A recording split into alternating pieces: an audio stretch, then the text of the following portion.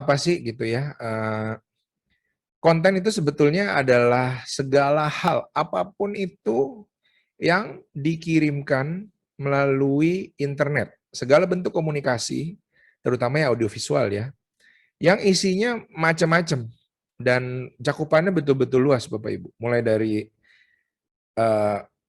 artikel mengenai menabung untuk para anak muda, sampai cara membuat terong sambel, sampai cara masang antena di atas genteng, sampai bercocok tanam jamur misalnya gitu ya. Jadi apapun itu, dunia sekarang itu jauh lebih, kita bisa bilang kesempatannya lebih demokratis. Karena dulu untuk seseorang bisa bicara, untuk Bapak Ibu bisa mencipta sesuatu, itu butuh akses yang besar. Tapi sekarang dengan handphone di tangan dan dengan sosial media yang begitu banyak, Bapak Ibu bisa menciptakan sesuatu yang menarik.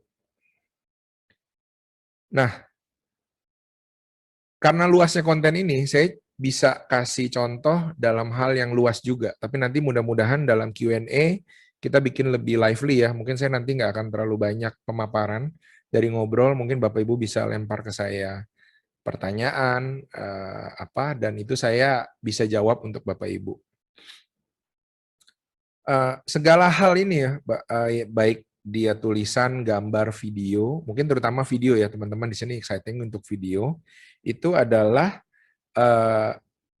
ada 3 tahap. Nah, sebelum saya kasih lihat 3 tahap ini, saya mau kasih lihat satu video ini yang baru launching mungkin 2 hari lalu. Bapak Ibu nonton sebentar ya. Pernah main congklak?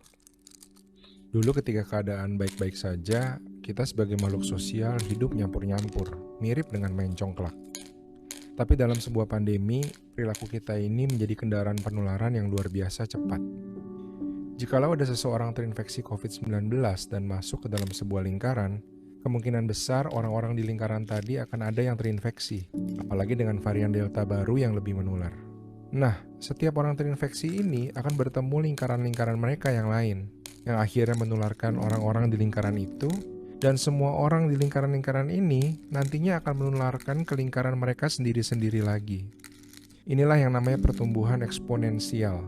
Jumlah penularan itu bukan karena penambahan, tapi karena pengalian. Kita sering terkecoh bahwa satu orang terinfeksi, ya hanya dia aja yang terinfeksi. Tapi jika dia tidak diisolasi, 1 bisa dikalikan dengan 4, dikalikan 5, dikalikan 6, dan seterusnya. Ini yang sedang terjadi di Indonesia dengan puluhan ribu kasus tercatat setiap harinya. Caranya gimana supaya kita mencegah ini terjadi? Usahakan selama pandemi ini bertemu dengan lingkaran yang sama. Yang paling ideal ya satu lingkaran aja, orang rumah.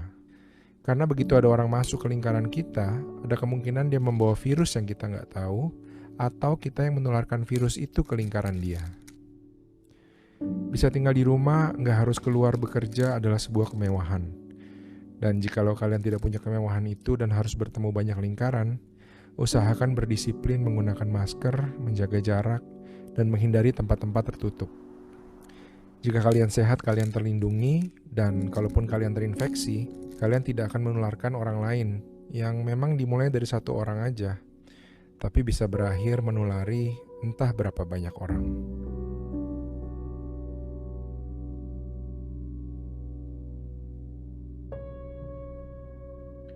Ya, jadi itu yang saya bikin bersama teman-teman agensi Cerita kemarin, dan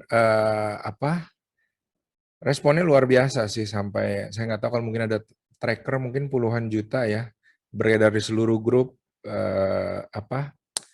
ada yang masuk TV dan sebagainya. Nah, 3 hal ketika saya membuat video tadi, yaitu pertama membuat rencana, mengeksekusi, dan memasarkan. Jadi waktu lagi mau bikin konten, pikir 3 hal ini. Untuk seorang yang baru mulai, pasti akan terasa patah banget gitu ya. Tapi untuk seseorang yang terbiasa, makin Bapak Ibu terbiasa, 3 hal ini menjadi sesuatu yang melebur menjadi satu. Nah, membuat rencana itu apa? Seperti tadi, apakah orang nggak tahu kalau COVID itu menular? Orang udah tahu dong, pasti nggak. Kalau ada orang nggak dikenal datang, om tante, tukang AC, tukang galon, teman lama, ada kemungkinan dia bawa dan kemungkinan dia menularkan, atau orang ini sehat masuk ke rumah kita yang terinfeksi. Tapi orang tuh nggak mudeng gitu. Orang nggak mudeng karena hal ini udah terlalu bosen diulang-ulang. Nah, saya tahu masalahnya adalah orang nggak ngelihat langsung. Itu masalahnya. Karena sesuatu yang diucap, ini rahasia komunikasi Bapak Ibu. Sesuatu yang diucap dengan sesuatu yang dilihat, itu jauh berbeda. Sesuatu yang diucap, sesuatu yang dilihat, sesuatu yang didengar, sesuatu yang dipikir, itu diterimanya berbeda. Jadi walaupun sesuatu sepertinya rasanya kayak, orang kan udah tahu gitu ya. Tapi begitu melihat, geli ya, bijinya pada coklat-coklat semua gitu. Terus ada narasi yang mengucapkannya dengan lembut, empatik gitu ya. Dan ada bunyi menyenangkan, kretek-kretek bijinya itu pun itu menjadi salah satu sesuatu yang saya perhatikan. Karena enak kan nontonnya, klitik, klitik, klitik gitu.